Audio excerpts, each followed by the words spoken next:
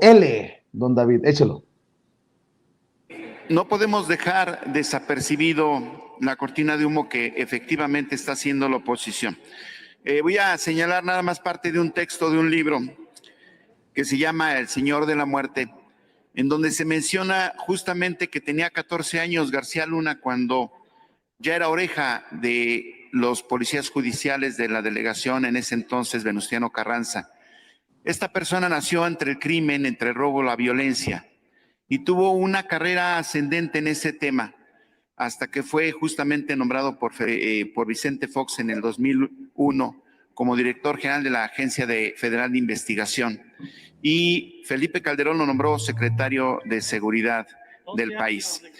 Fueron muchos años en donde esta persona estuvo criminalizando al país y a expensas y justamente a la sombra de los expresidentes. Hoy, en este juicio que se hace en Estados Unidos, ya se señaló directamente a Felipe Calderón como el enlace, el vínculo del cártel de Sinaloa, justamente para el trasiego de esta droga y mercancía a Estados Unidos. Es grave lo que está pasando y por eso entendemos justamente que hoy la oposición está haciendo un frente común y haciendo una cortina de humo para que no se sepa. Que los mexicanos sepan justamente que durante muchos años el PAN y el PRI criminalizaron a este país. Por eso vamos a estar preparados nosotros como bancada para responder todos y cada uno de los señalamientos y cortinas de humo que haga la oposición, y tenemos que decir a los mexicanos que no podemos tapar el sol con un dedo, que hoy está señalado Felipe Calderón Hinojosa como responsable criminal de la drogadicción, de la narcopolítica en México.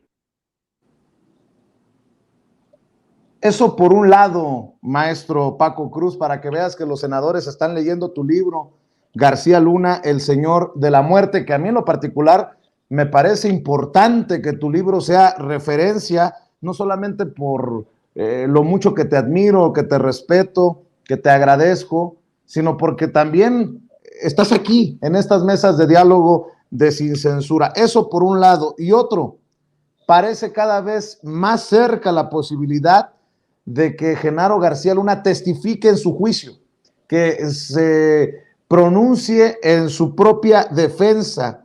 Estoy viendo un tuit de Jesús García, periodista corresponsal del periódico La Opinión en Los Ángeles, que dice: los fiscales piden al juez Brian Cogan ciertas guías para el juzgado, desestimar dichos de defensa sobre conspiración del gobierno de Estados Unidos contra Genaro García Luna. Recuerda que antes de 2012 García Luna pagó más de $4 millones en propiedades en Miami.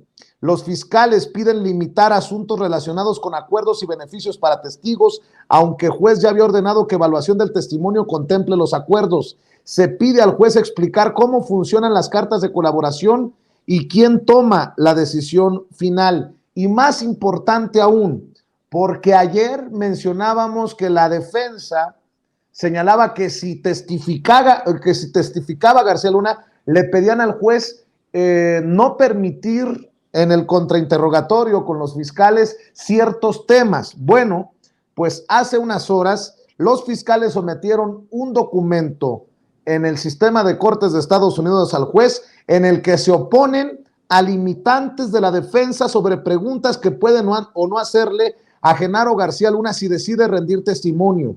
La única limitante clara al momento es la ordenada por el propio juez Brian Cogan sobre riqueza después de 2012, pero al final la decisión será del propio juez Brian Cogan. Fascinante esto, a horas, días de que García Luna y su defensa definan si testifica o no en su propia defensa. Mi querido Paco, te escucho. Bueno, mira, Vicente, pues lo del Senado no lo sabía, que bueno, me da mucho gusto de veras, pero mira, para mí de veras sería, con todas esas limitantes que le van a poner, con los candados que van a poner, va a ser verdaderamente un reto para Genaro García Luna aparecer en su defensa.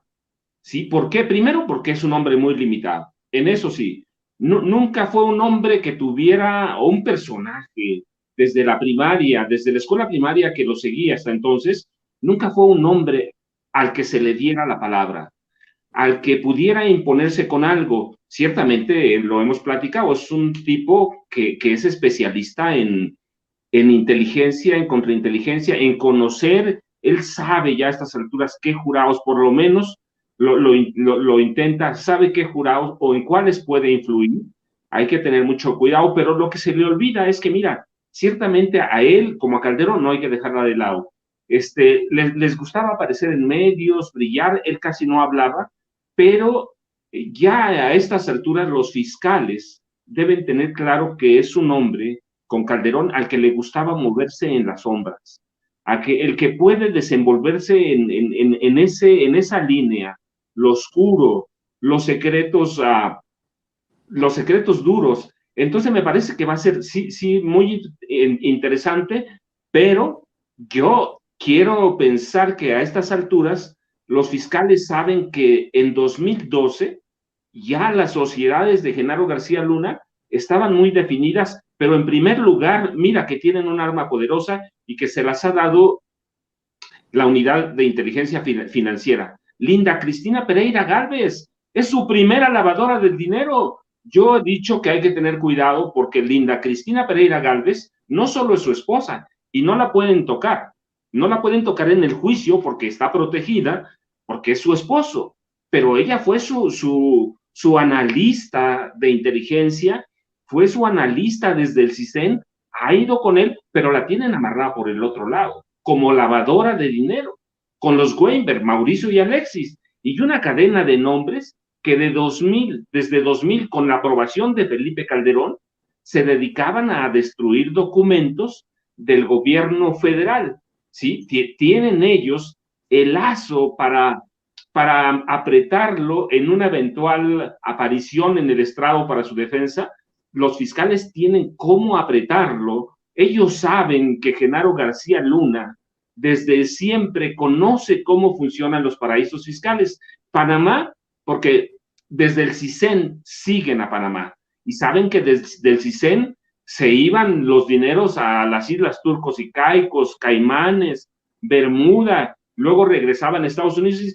Es decir, tienen cómo apretarlo, tienen cómo seguirlo, pero bueno, finalmente eso es lo que hace muy rico de aquí, por lo menos va a ser muy rico de aquí al lunes, que decida y que conozcamos quién va a ser aquel testigo que va a funcionar como as bajo la manga para la fiscalía, Vicente. Jaime.